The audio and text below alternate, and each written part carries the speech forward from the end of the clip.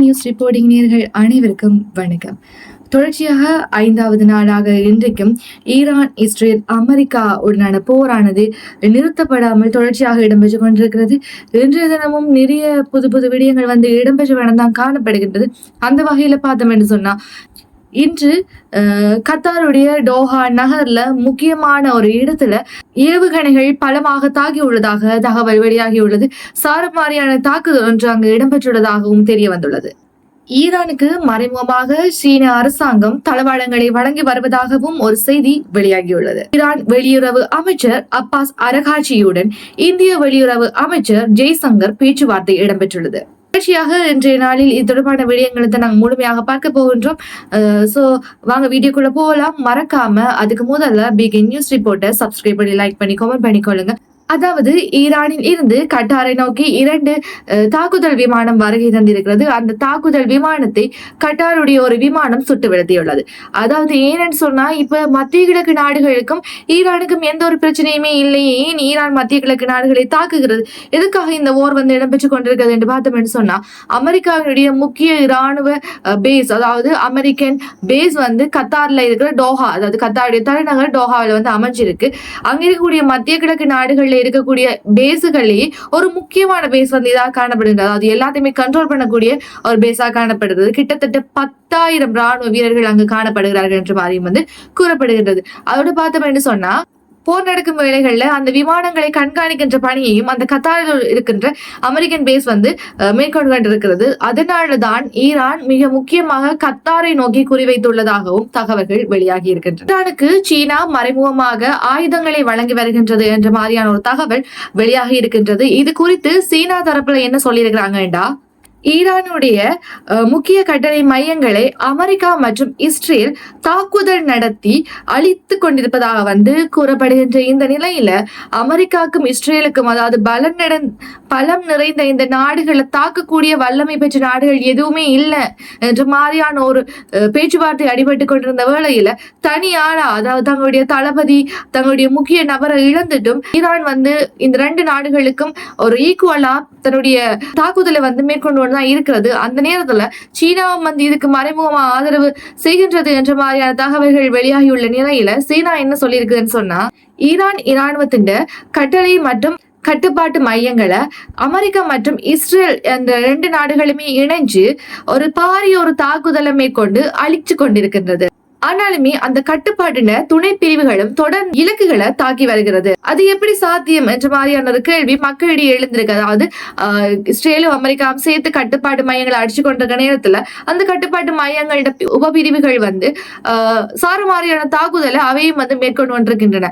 அப்ப இப்படியான ஒரு பலம் நிறைந்த நாட்டை நோக்கி இன்னொரு நாடு ஃபைட் பண்ணுதுன்னு சொன்னா அது எப்படி சாத்தியம் என்ற மாதிரியான ஒரு கேள்வி எழுப்பப்பட்டிருந்த நிலையில் ஈரான் மத்திய கிழக்கு மற்றும் இஸ்ரேல் அமெரிக்காவுடைய இலக்குகளை தாக்குற அந்த விதத்தை பார்க்கும்போது, இன்றைக்கு கத்தார்ல நடந்த அந்த ஒரு சாரமாரியான தாக்குதலையும் அடிப்படையா வச்சு பார்க்கும்போது ஈரானுடைய கை ஓங்கி இருப்பதாக தான் குறிப்பிடப்படுகிறது. ஆனா சீனா தன்னுடைய தரப்புல என்ன சொல்லிருக்கேன்னு சொன்னா, ஈரானுடைய இறையாண்மையை காக்குற வகையில தாங்களோட ஆதரவு தெரிவிக்கிறோம் என்ற மாதிரியான ஒரு கருத்தை நேற்றைய தினம் வெளியிட்டிருந்த நிலையில மக்களிடத்தை என்ன சொல்லி சொன்னா, சீனா ஈரானுக்கு இறையாண்மையை காக்குறன்னு சொல்லி வாய் வார்த்தையாக மட்டுமல்லாமல் ஆயுதமும் மறைமுகமா வழங்கி வருது என்ற மாதிரியான ஒரு பேச்சும் எழுப்பப்பட்டு கொண்டிருக்கிறது. ஈரான் ஆயுத கிடங்குல தற்போது இருக்கிற ஆயுதங்கள் பெரும்பாலும் உள்நாட்டிலாம் தயாரிக்கப்பட்டவை என்றாலுமே அவற்றில பல சீன வடிவமைப்பின் வழித்தோன்றலாகவும் காணப்படுகின்றன. இதை பார்க்கும்போது இப்படித்தான் சீனா ஈரானுக்கு ஆயுத கிடங்கு தயாரிக்கிறதுக்கு உதவி செஞ்சிருக்கு என்ற மாதிரியான தகவலை வெளியிட்டு கொண்டிருக்கிறது ஊடகங்கள். ஈரான் இஸ்ரேல் தாக்குதலுக்கு முதலே சீனா ஈரானுக்கு தன்னோட ஆயுதங்களை கொடுத்திருக்கு என்ற மாதிரி மிடில் ஈஸ்ட்ல இருக்கிற கண்ட்ரிகள் சொல்லிக் கொண்டிருக்கு. அந்த ஊடகங்கள் சொல்லிக் கொண்டிருக்குது. என்னன்னு சொன்னா, இப்ப பார்க்கும்போது இப்படி ஒரு பலமான நாடுகள் தாக்குதுன்னு சொன்னா சீனா மறைமுகமா ஆதரவு தெரிவிச்சு கொண்டிருக்கு. அது வெளிப்படையாக சொல்லிட்டு இறையாண்மையை தாக்க வேண்டாம், அந்த நாட்டு மக்களை தாக்க வேண்டாம் என்ற மாதிரி கூறியிருந்தா, அதாவது அமெரிக்காவுக்கு எச்சரிக்கை விடுத்திருந்தாலும் கூட ஆயுதம் வழங்குறத மறத்திருந்துச்சு. ஆனா அங்க இருக்கக்கூடிய ஆயுதங்களை பாக்கிக்குள்ள சீனாவினுடைய பழைய அந்த வடிவமைப்பு கொண்டதாக காணப்படுது. அப்படி பார்க்கும்போது சீனா ஏதோ ஒரு விதத்துல அங்க உதவி கொண்டிருப்பதாக மத்திய ஆசியா, அதாவது மிடில் ஈஸ்ட்ல இருக்க ஊடகங்கள் தெரிவித்துக் கொண்டிருக்கின்றன. போர் தொடங்குறதுக்கு முதலே HQ-16, HQ-17AE போன்ற கூடுதல் வான் பாதுகாப்பு அமைப்புகளையும் ட்ரோன்களையும் தாக்குறதுக்கு கப்பல்களையும் சீனா கொடுத்திருப்பதாக கூறப்படுகின்றது. ஆனா ஈரான் என்ன சொல்றது, நாங்க கொடுக்கல, நாங்கள் ஆதரவு தெரிவிக்கிறோம், ஆனா நாங்க ஆயுதங்களை வந்து வழங்கல என்ற மாதிரி மறுப்பு தெரிவிச்சிருக்கு. ஏன்னு அமெரிக்காவால தடை செய்யப்பட்ட நாடுகளுக்கு ஆயுதம் கொடுக்கறதுக்கு சீனா வந்து சீனாவோட சட்டம் மூலத்துல அதோட தடை செய்யப்பட்ட விஷயமா வந்து காணப்படுது, கொடுக்க முடியாது என்ற அடிப்படையில சீனா வந்து கொடுத்திருந்தா கூட இல்ல தான் கொடுக்கல என்ற மாதிரி தான் தற்போது வரையும் கூறிக்கொண்டிருக்கிறது. இதுக்கான பதில் வந்து போர் முடிவுக்கு வந்த அப்புறம் தெரியும் சீனா வந்து ஆயுதங்களை கொடுத்திருக்கா இல்ல வந்து அது எங்களுடைய ஊகிப்பான்றது போர் முடிவுக்கு வந்ததுக்கு பிறகுதான் உறுதிபூர்வமான தகவல் வந்து வெளிவரும். அதாவது அமெரிக்கன் எம்பசி, அமெரிக்காவினுடைய பேஸ் இப்படியான ஒரு பவர்ஃபுல்லான இடங்களை அடிக்கிறதுக்கு எந்த நாட்டுக்கு தில் வரும்? ஒரு தன்னுடைய தலைவனை இழந்ததுக்கு பிறகும் வந்து தாங்கள் அடிப்போம், போர்ல வந்து நாங்கள் பின் வாங்கவே மாட்டோம் என்ற ஒரு கட்ஸ் வந்து ஈரான் தெரிவிச்சு கொண்டிருக்கு. நாங்க அடிச்சு கொண்டே இருப்போம், நீங்க வந்து என்ன சொன்னா என்ன சொல்லாட்டி நாங்கள் எங்களுடைய தாக்குதலை நிறுத்த மாட்டோம் என்ற மாதிரி வந்து சபதம் எடுத்தா போல செயல்பட்டு கொண்டிருக்கு. இதுக்காக நாங்க வந்து ஈரானுக்கு சப்போர்ட் பண்றோம், அமெரிக்காவுக்கு சப்போர்ட் பண்றோம் அப்படியெல்லாம் இல்ல, நடக்கிற விஷயத்தை தான் நாங்க சொல்லி கொண்டிருக்கிறோம். ஈரான் வந்து தரப்பிலையும் இஸ்ரேல் தரப்பிலையும் அமெரிக்கா தரப்பிலையும் சொல்ற விஷயங்களை வச்சு பார்க்கக்குள்ள அமெரிக்கா வந்து ஓகே 4 வாரத்துல போர் முடியலாம் என்ற மாதிரி வந்து குறிப்பிட்டிருந்தா கூட ஈரான் இப்ப வரையும் போர் நிறுத்த ஒப்பந்தத்தை தான் கை சாத்திட மாட்டேன் என்ற மாதிரியான ஒரு நிலைமையெல்லாம் இருக்கு. அதாவது தங்களுடைய தலைவனை இழந்த பிறகு தாங்கள் வந்து இன்னும் ஒரு பலசாலியான நாடாக மாற்றப்பட்டிருப்பதை கண்ணூடாக வந்து பார்க்க முடிகின்றது. இப்படி ஒரு பலமான 2 நாடுகளை எதிர்க்கிற ஒரு தில் வந்து ஈரான் வந்து தற்போது நடத்தி கொண்டு இருக்குது என்றதை பார்க்கும்போது தெரிகிறது. அமெரிக்காண்ட செனட் சபையில டொனால்டு ட்ரம்புக்கு வந்து ஆதரவாக பல வாக்குகள் விழுந்திருக்கு.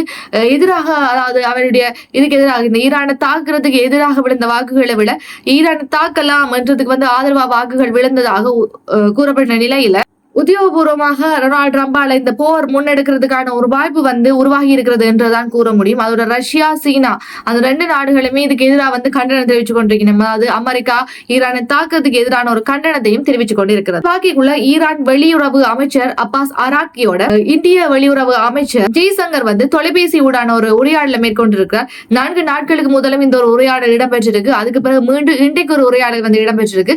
இதுல கூறப்பட்ட விஷயம் என்னன்னு சொன்னா, மேற்காசிய பிராந்தியத்துல இப்ப இடம்பெற்றிருக்கக்கூடிய இந்த ஒரு போர் நிலை குறித்து இந்தியா வந்து ஒரு இரங்கலை தான் தெரிவிச்சிருக்குது, தன்னுடைய கவலையை தெரிவிச்சிருக்கிறது. அது போர் வந்து மீளவும் முற்றிவிடக் கூடாது என்ற மாதிரியும் வந்து கருத்து பரிமாற்றம் வந்து அங்கு இடம்பெற்றிருக்கிறது.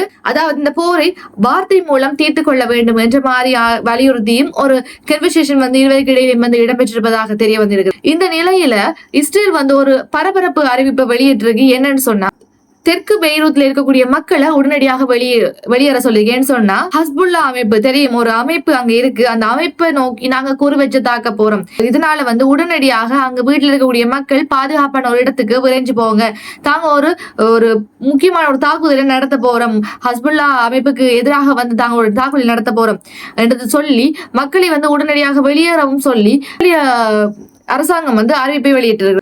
சோ பார்த்தோம்னு சொன்னா கத்தார் போன்ற நாடுகளை வந்து தாக்கி கொண்டிருக்கிறாங்க. இந்தியா வந்து இரங்கல் தெரிவிச்சு கொண்டிருக்குது. அதே வேளை இலங்கையிலும் வந்து கப்பல்கள் வந்து சில தடை இறங்கி, அதாவது வந்து நேற்றைய மாதிரி காலி முகத்திடல்ல எப்படி ஒரு கப்பல் வந்துச்சோ அதே மாதிரி இன்றைக்கும் ஒரு கப்பல் வந்து வந்திருக்கிறதா சொல்லப்படுகின்றது. அது மாதிரி சாரமாரியான தாக்குதல் வந்து மேலும் தொடர்ந்து கொண்டே இருக்கின்றது. இந்த வாரான ஒரு நிலையில போர் தொடர்ந்து 5 நாட்களாக இடம்பெற்றுக் கொண்டிருக்கின்றது. ஆனா போர் முடிவடையும் என்ற ஒரு வெளியீடு வந்து இன்னமும் 2 தரப்புகள்ல இருந்தும் கூறப்படல. ஆனா பார்க்கும்போது வார் வந்து இன்னும் பெருசாகி கொண்டேதான் போகிறது, இன்னும் தாக்குதல் வந்து அதிகரிச்சு கொண்டேதான் செல்கின்றது. அந்த வகையில பார்த்தோம்னு சொன்னா இது வந்து பேசி ஒரு தீர்மானத்துக்கு 2 நாடுகளும் வரும் பட்சத்துல இந்த போர் சுமூகமாக முடியும். இல்லாட்டி ஒரு பொருளாதார ரீதியாக உலகத்தை பெரிய ஒரு சிக்கலுக்கு ஆழ்த்தக்கூடிய ஒரு விஷயமா தான் இது அமைய போகிறது என்றது வந்து கண்ணூடாக தெரிஞ்ச ஒரு விஷயமா தான் காணப்படுகிறது. இவ்வாறாக தொடர்ச்சியாக உலகத்தில் நடக்கிற விஷயத்த மறக்காம பார்த்துக்கொள்ள பிகே நியூஸ் ரிப்போர்ட்டர் சப்ஸ்கிரைப் பண்ணி லைக் பண்ணி கமெண்ட் பண்ணிக்கொள்ளுங்க. இதே மாதிரி இன்னொரு வீடியோல உங்களை சந்திக்கும் வரையில் உங்களிடம் இந்த விடைபெற நான் உங்கள் பான்.